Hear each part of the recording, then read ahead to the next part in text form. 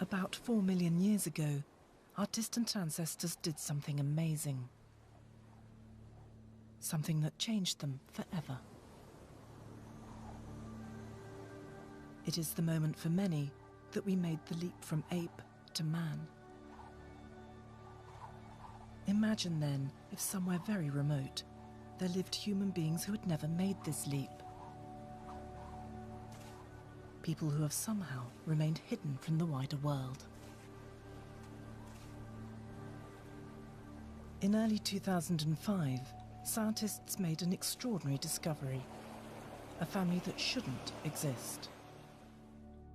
The find was so unusual, it was decided to keep it secret. በልማድ በአራት እግር መሄድና የCAMRQ ሲንድሮሞች ክሊኒካዊ ሁኔታ ባዮሜካኒካዊ መላመዶችና ወቅታዊ የኒውሮጄኔቲክስ እድገት በሰውነት አካላቸው ላይ ምንም አይነት ጉድለት በሌለባቸው ጎልማሶች ላይ በአራት እግር የመሄድ ልማድ መከሰቱ በዘመናዊ ኒውሮሎጂ ክሊኒካዊ ጄኔቲክስ እና የዝግመተ ለውጥ ባዮሎጂ ውስጥ ካሉ እጅግ በጣም አስገራሚ ክስተቶች አንዱ ሆኖ ቀጥሏል። ይህ የደባረማመድ በመባል የሚታወቀው የእግር ጉዞ ለመጀመሪያ ጊዜ ለዓለም አቀፉ ማህበረሰብ ይፋ የሆነው በደቡባዊ ቱርክ ገጠራማ አካባቢ የምትኖረውን የኡላሽ ቤተሰብን በ2005 በማግኘት ሲሆን ይህም በሰው ልጅ የሞተር ልማት ዙሪያ ጥልቅ የሆነ የጽንሰ ሐሳብ ክርክር አስነስቷል። በቅርቡ ሁለገብ ሐሳቦች በተሰኘው ዲጂታል ሚዲያ አማርኛ ፕሮግራም የቀረበው በአራት እግር የሚሄዱት የዘመናት ሰዎች የቱርክ የኡላሽ ቤተሰብ ሚስጥር የተሰኘው ዘገባ የህዝብን ፍላጎት ዳግም እንዲቀሰቀስ ያደረገ ሲሆን አሁንስ የሚለውን ወሳኝ ጥያቄ እንደገና እንድንመረምር አነሳስቷል። ይህ ምርምር እስከ 2025 እና 2026 ባለው ጊዜ ውስጥ ያለውን የኡላሽ ቤተሰብ ወቅታዊ የእድገት የማህበራዊና ኢኮኖሚያዊ እንዲሁም ክሊኒካዊ ሁኔታዎችን ይዳስሳል። በተጨማሪም ቀደምት የነበሩትን የተገላቢጦሽ የዝግመተ ለውጥ ንድፈ ሐሳቦችን ባዮሜካኒካዊ ውድቅ ያደረገበትን መንገድ የሚያብራራ ሲሆን በ2026 ለመጀመሪያ ጊዜ በአፍሪካ ውስጥ የተገኘውን የሴሬቤላር አታክሲያ የአእምሮ ዝግመትና ሚዛን ማጣት ሲንድሮም ግኝት በዝርዝር የሚያቀርብ ይሆናል። የኡላሽ ቤተሰብ ወቅታዊ ሁኔታ ከ2025 እስከ 2026 የኡላሽ ቤተሰብ የሚኖሩት በደቡባዊ ቱርክ ባህታይ ግዛት ውስጥ በሶሪያ ድንበር አቅራቢያ በምትገኘው የእስክንድሩን ከተማ አቅራቢያ ባለ ራቅ ባለ ተራራማ መንደር ውስጥ ነው። የህታማቾች ወላጆች የሆኑት ረሺትና ኻቲጂ የቅርብ ዘመዶች ወይም የመጀመሪያ አጎትና አክስት ልጆች ሲሆኑ በድምሩ 19 ልጆችን ወልደዋል።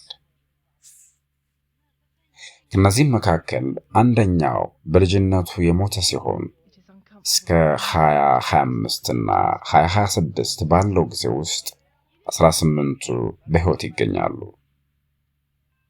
ልጆቹ የተወለዱት ሰፊ በሆነ የእድሜ ልዩነት ሲሆን ምንም አይነት የአካል ጉዳት የሌለባቸው ታላላቆቹ የተወለዱት ደግሞ በ20ኛው ክፍለ ዘመን አጋማሽ ላይ ሲሆን ታናናሾቹ በ1970ዎቹና በ1980ዎቹ ውስጥ የተወለዱ ናቸው።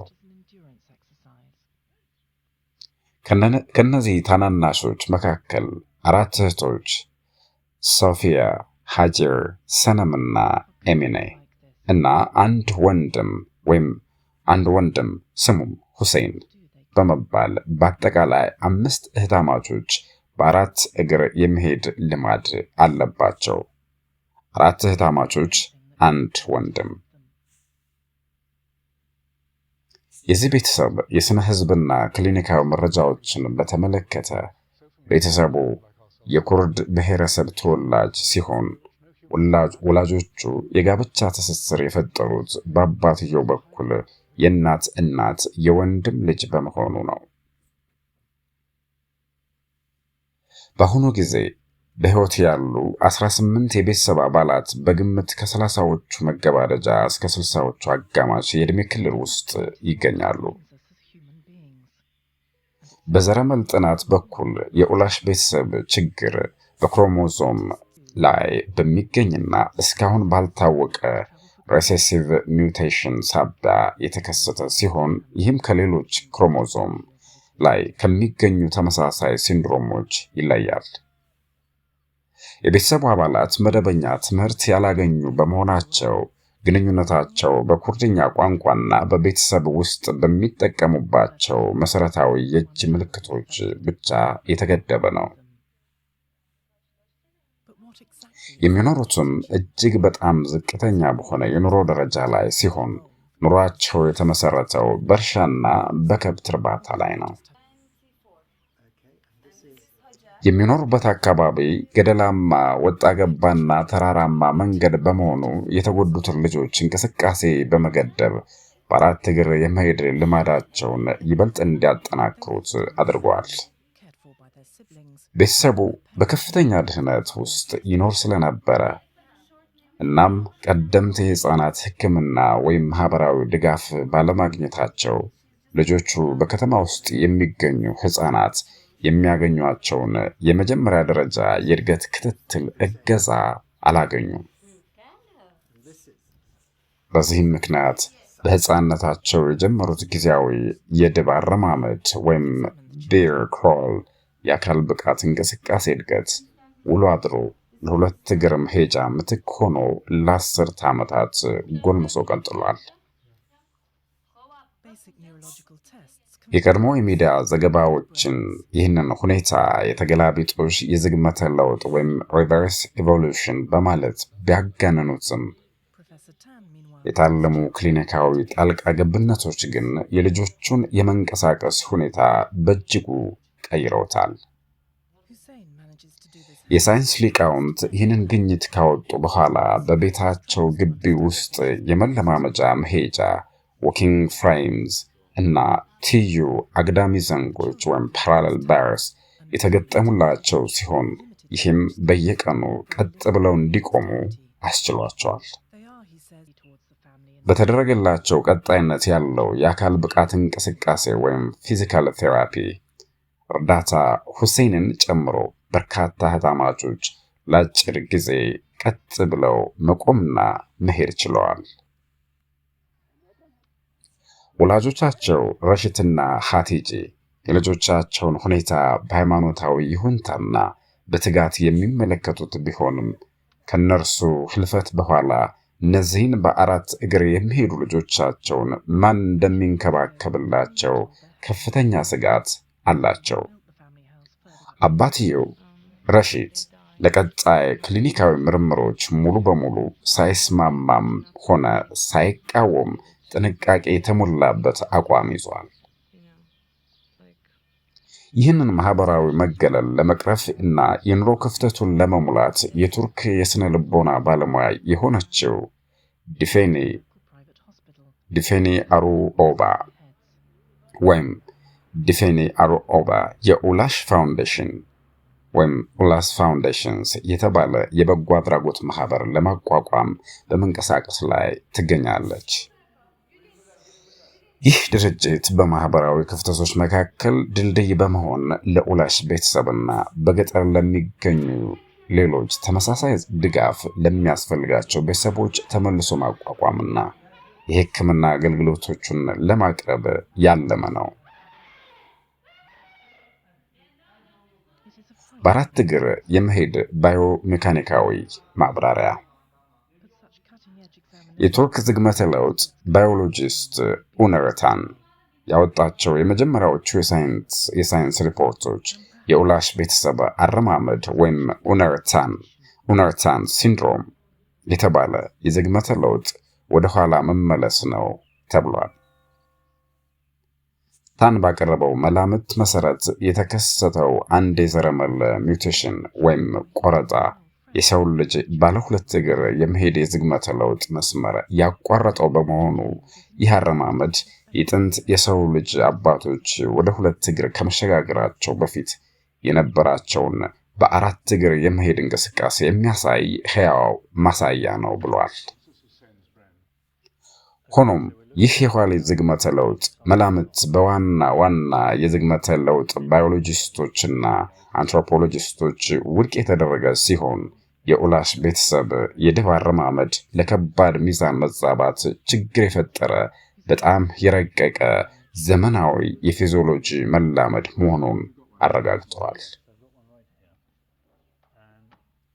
እንደ አንትሮፖሎጂስቷ ሊዛ ሻፒሮ ያሉ ተመራማሪዎች ያካሄዱት የኪኔማቲክስ ትንታኔ እንደሚያሳየው ከሆነ በእነዚህ ሰዎች ላይ የሚታየው በአራት እግር የመሄድ ባህሪ ከሌሎች ፓራይሜቶች ለምሳሌ እንደ ቺምፓንዚ ካሉ እንስሳት አረማመድ ፈጽሞ የተለየ ነው።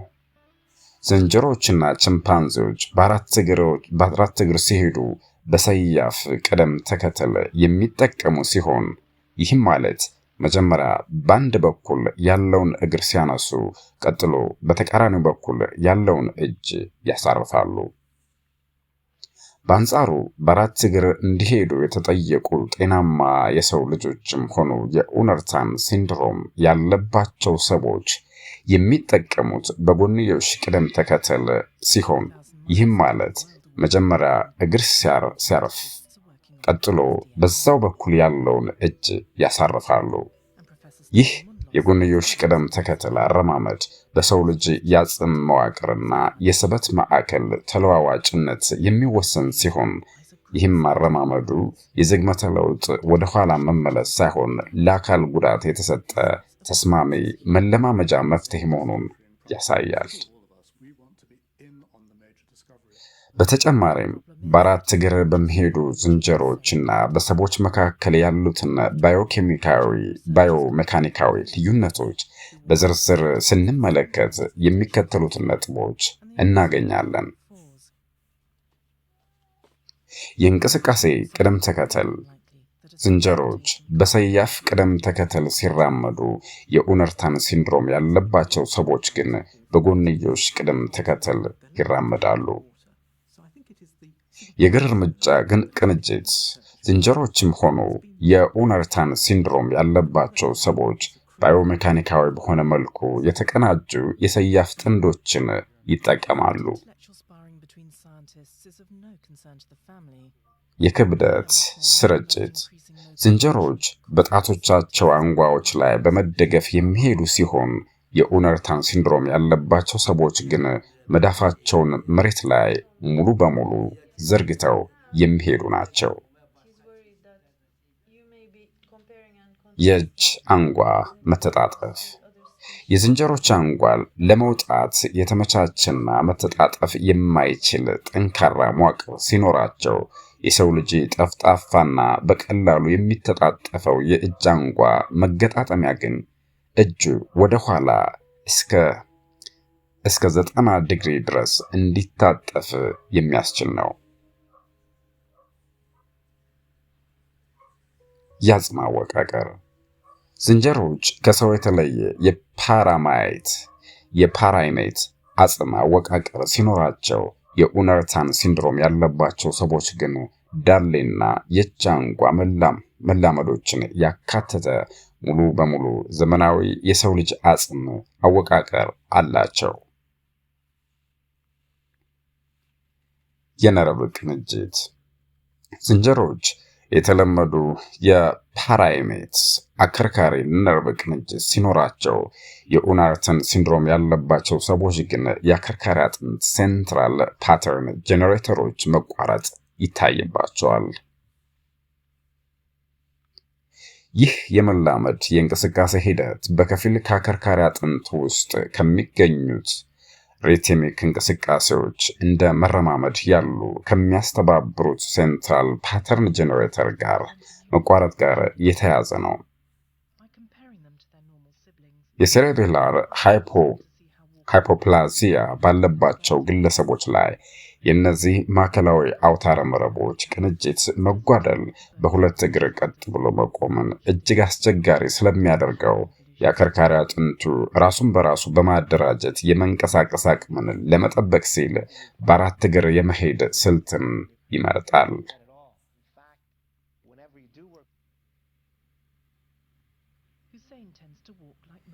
የሲኤምአርኪው የነርቭ በሽታና የዘረመል እይታ። ይህ በአራት እግር የመሄድ ሁኔታ ከዝግመተ ለውጥ ወደ ኋላ መመለስ ይልቅ በክሊኒካዊ መልኩ የሴሬቤላር አታክሲያ የአእምሮ ዝግመትና ሚዛን ማጣት ሲንድሮም ተብሎ ይመደባል።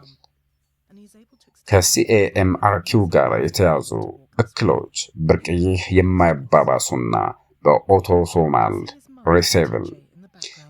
ሬሴሲቭ የዘረመል ስርጭት የሚተላለፉ ሲሆን በሕፃንነት ጊዜ በሚታይ የጡንቻ መላላት፣ በከፍተኛ የሚዛን መዛባት፣ በሞተር እድገት መዘግየት፣ በአእምሮ ዝግመትና በንግግር እጥረት የሚታወቁ ናቸው። የተጎዱ ሰዎችን የውስጥ አንጎል ምስል ሲመረመር ግልጽ የሆነ የአንጎል መዋቅር መዛባትን ያሳያል። በተለይም የሴሬቤላር ሃይፖፕላዚያ ወይም ሴሬብላር ሃይፖፕላዚያ በከፍተኛ ሁኔታ መኮማተር፣ የኮርፐስ ካሎሰም መጠን መቀነስና መጠነኛ የሴሬብራል ኮርቴክስ መሟሸት ይስተዋላል። ይህ ከባድ የሴሬብላር መጎዳት አንጎል ከስሜት ሕዋሳት የሚያገኘውን መረጃ ከእንቅስቃሴ ትዕዛዝ ጋር እንዳያቀናጅ ስለሚያደርገው ያለ ተጨማሪ ድጋፍ በሁለት እግር ቀጥ ብሎ መቆምና መራመድን የማይቻል ያደርገዋል። በዘረመል ረገድ ከፍተኛ የስነ ሕይወታዊ ስብጥር ያለው ሲሆን በአንጎል ቀደምት እድገትና በነርቭ ሴሎች ስርጭት ሂደት ላይ ተጽዕኖ ያሳድራል። ሲኤምአርኪው Nick believes Mum had teachers simply didn't have enough time to encourage her disabled children onto their feet, notwithstanding her obvious love for them. They are my insides. GR in Turkish is lung. በአንጎል ቀደምት እድገትና በነርቭ ሴሎች ስርጭት ሂደት ላይ ተጽዕኖ በሚያሳድሩ በርካታ ቁልፍ ጂኖች ላይ በሚከሰቱ ሚውቴሽኖች ላይ ሊከሰት ይችላል። ለተለያዩ አይነቶች መከሰት ምክንያት ለተለያዩ የሲኤምአርኪው አይነቶች መከሰት ምክንያት የሆኑት አራት ዋና ዋና ጂኖች የሚከተሉት ናቸው። የመጀመሪያው ሲኤምአርኪው1 ሲሆን ይህ የሚከሰተው በክሮሞዞም ላይ በሚገኘው የቬሪ ሎው ዴንሲቲ ሊፖፕሮቲን ሪሴፕተር ጂን ላይ በሚፈጠር የሚውቴሽን ምክንያት ነው። ሁለተኛው ሲኤምአርኪው ሲሆን ይህ የሚከሰተው በWD ሪፒትስ ዶሜን 81 ላይ በሚፈጠር ሚውቴሽን ወይም መቆረጥ ነው።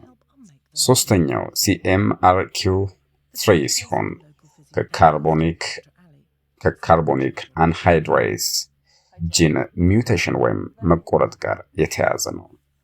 አራተኛው ሲኤምአርኪው4 ደግሞ ከኤቲፒኤስኢ ፎስፎሊፒድ ትራንስፖርቲንግ 8 ኤኤ2 ኤቲፒኤ2 ጂን በሽታ አምጪ ተብለው ከሚጠሩ ዝርያዎች ጋር የተያያዘ ነው። ከነዚህ በተጨማሪ በአራት እግር ከሚሄዱ ግለሰቦች መካከል ቤታዩ ቡሊን ጂን ወይም TUBB2B ላይ በሚከሰት ሆሞዚጋስ ሚውቴሽን ወይም መቆረጥ ምክንያት የአንጎል ሴል መዋቅር የተዛባባቸውና ግሉታሜሽን ሪሴፕተር ወይም ግሉታሜት ሪሴፕተር ዴልታ 2 ጂን ላይ ጉዳት የደረሰባቸው ክሊኒካዊ ጉዳዮችም ተመዝግበዋል። እነዚህ የዘረመል ልዩነቶች በማደግ ላይ ያለውን የሴሬብለም መዋቅራዊ ድጋፍ በማወክ ወደ ከፍተኛ የእንቅስቃሴ ቅንጅት ጉድለትና ሚዛን ማጣት ያመራሉ። የ2026ቱ አዲሱ የአፍሪካ CAMRQ1 ግኝት በ2026 መጀመሪያ ላይ Human Mutation ወይም ሰብአዊ መቆረጥ በተሰኘው የሳይንሳዊ መጽሔት ላይ የወጣ አንድ አስደናቂ ክሊኒካዊ ጥናት ለመጀመሪያ ጊዜ በአፍሪካ አህጉር የተገኘውን የCAMRQ1 ዘረመል ማረጋገጫ ይፋ በማድረግ የበሽታውን የዘረመልና መልክዓ ምድራዊ ስርጭት አድማስ አስፍቷል። ይህ ዘገባ የውልፍ ብሔረሰብ ተወላጅ በሆነና የቅርብ ዝምድና ባለባቸው ወላጆች መካከል በተመሰረተ ሰፊ ቤተሰብ ውስጥ የሚገኙ 4 እህትማማቾችን 2 ሴቶችና 2 ወንዶች ወይም 4 ቤተሰባሞችን የCAMRQ1 ምልክቶችን በተለያየ የክብደት ደረጃ እንዳሳዩ ይገልጻል። የወልፍ ብሔረሰብ ቤተሰብ ክሊኒካዊ መረጃዎችን በዝርዝር ስንመለከት 21 ዓመት የሆናት የመጀመሪያዋ ሴት ልጅ በሆሞዚጋስ ተጎጂ ስትሆን በአራት እግርና ሰፋ ባለ እግር መራመድ፣ የጡንቻ መወጠር፣ የነርቭ መነቃቃት መጨመር ፖዚቲቭ የባቢንስኪ ምልክት ወይም ባቢንስኪ ምልክት ሳይንስ፣ የእግር መንቀጥቀጥና የአይን ፈጣን እንቅስቃሴ ይታይባታል። ሁለተኛዋ የ19 ዓመት ሴት ልጅ በተመሳሳይ ሆሞዚገስ ዝርያ የተጎዳች ሲሆን በአራት እግር የመሄድ፣ የጡንቻ መወጠር፣ የባቢንስኪ ምልክት ወይም የባቢንስኪ ሳይን፣ ጊዜያዊ የእግር መንቀጥቀጥ፣ የአይን ፈጣን እንቅስቃሴ፣ የአይን መጥበብና መጠነኛ የፊት ገጽታ መለዋወጥ ይታይባታል። የ11 ዓመት ወንድ ልጅ ደግሞ በሆሞዚገስ ዝርያ ተጎድቶ በአራት እግር የመሄድ፣ የባቢንስኪ ምልክት፣ የእጅ ፈጣን እንቅስቃሴ ችግርና የአይን መጥበብ ይታይበታል። የመጨረሻው የ9 ዓመት ወንድ ልጅ በተመሳሳይ መልኩ በአራት እግር የመሄድ፣ የባቢንስኪ ምልክትና የአይን መጥበብ ችግር አለበት። አራቱም ልጆች የአእምሮ ዝግመት ችግር ያለባቸው ሲሆን አንዳቸውም የሚጥል በሽታ ወይም የአጭር ቁመት ችግር የለባቸውም። በዚህ የአፍሪካ ቤተሰብ ላይ የተደረገው የዘረመል ትንተና በVLDLR ጂን ላይ በተጨማሪም 55 ቴክስት GALN ተብሎ የሚጠራውን አዲስ የሆሞዚገስ ማሴንሰስ ሚውቴሽን ወይም መቆረጥ ዝርያ ችግር አግኝቶበታል። ምልክቱ የማይታይባቸው ወላጆች የዚህ ዘረመል ተሸካሚዎች መሆናቸው የተረጋገጠ ሲሆን ይህም የበሽታውን ኦቶሶማል ሪሲቨር የዘረመል ስርጭት ባህሪ ያረጋግጣል። በፕሮቲኑ መዋቅር ውስጥ በ565ኛ ወይም በ565ኛው ቦታ ላይ የሚገኘው ፕሮሊን በአጥቢ እንስሳት ዝርያዎች ውስጥ በከፍተኛ ሁኔታ ተደብቆ ይኖርና ለፕሮቲኑ መዋቅራዊ መረጋጋት እጅግ ወሳኝ በሆነው ውስጥ የሚገኝ ክፍል ነው። እሱም ቤታ ፕሮፔለር ዶሜን የተባለ አካል ውስጥ ይገኛል። ይህንን ጠንካራ ፕሮሊን በተለዋዋጭ ግሉቲን ወይም ግሉታማይን የመተካት ሂደት የፕሮቲኑን መዋቅራዊ መረጋጋት በማወቅ የነፃ ኃይል ለውጥ መጠንን ወደ ዝቅተኛ ሁኔታ ይወስደዋል። በአዲሱ የአፍሪካ CAMRQ ዝርያ ላይ የተደረገው የስነ ህይወታዊ ምርምር ለበሽታው መከሰት ምክንያት የሆኑትን ትክክለኛ ሞለኪውላዊ ሂደቶች በሚከተለው መልኩ አሳይቷል። የኢንዶፕላዝሚክ ሬቲኩለም መቆራረጥ በላቦራቶሪ ምርመራዎች እንደተረጋገጠው ይህ ሚውቴሽን ወይም የመቆረጥ ሂደት የተከሰተበት ፕሮቲን ወደ ሴል የውጭ ሽፋን እንዳይጓዝ ተከልክሎ በኢንዶፕላዝሚክ ሬቲኩለም ውስጥ በብዛት ተከማችቶ እንዲቀር ያደርገዋል።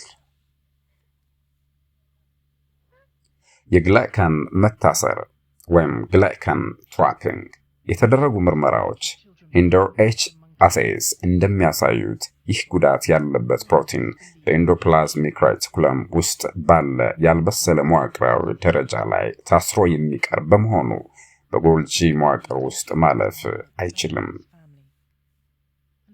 የኢአርኤዲ ወይም የኢራድ የመልሶ ማቃለያ መንገድና በኤችአርዲ1 የሚመራ መበላሸት በኢንዶፕላዝሚክ ሬቲኩለም ውስጥ የተከማቸ ይህ የተበላሸ ፕሮቲን ለሴሉ ከፍተኛ ጭንቀት ስለሚፈጥርበት እንዲወገድ ይደረጋል። በተደረጉ ሙከራዎች ይህ የተበላሸ ፕሮቲን ሴሎች ውስጥ ተከማችቶ መገኘቱ የኢንዶፕላዝሚክ ሬቲኩለም ተያያዥ መበላሸት መንገድ ውስጥ የሚገኘው ሊጋሴ ይህንን የተበላሸ ፕሮቲን ለማስወገድ ኃላፊነት እንዳለበት አረጋግጧል። ስለተከታተላችሁን እናመሰግናለን። ለዛሬ ያዝንላችሁ ይህን ይመስል ነበር። ሰብስክራይብ፣ ላይክ እና ሼር በማድረግ ቤተሰብ ይሁኑ።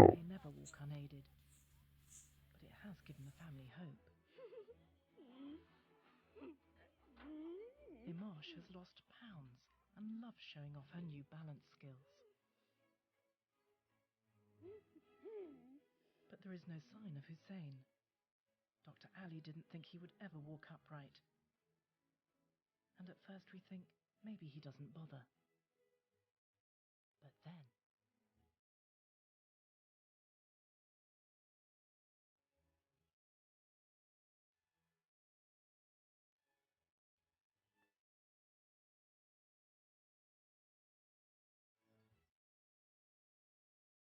How amazing it is that we came to document an echo of one stage of our evolution and end up recording another.